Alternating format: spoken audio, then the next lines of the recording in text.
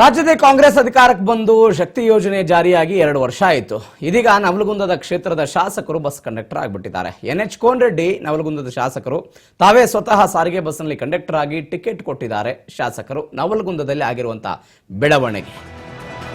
ಶಕ್ತಿ ಯೋಜನೆ ಜಾರಿಗೊಂಡು ಮಹಿಳೆಯರು ಉಚಿತವಾಗಿ ಬಸ್ನಲ್ಲಿ ಓಡಾಡೋಕೆ ಶುರು ಮಾಡಿ 2 ವರ್ಷ ಆಯಿತು.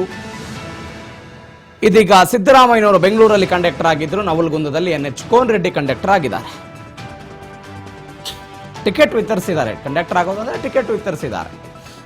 KSRTC ಬಸ್ನಲ್ಲಿ ಟಿಕೆಟ್ ಕೊಟ್ಟಿದ್ದಾರೆ ಮಹಿಳೆಯರಿಗೆ.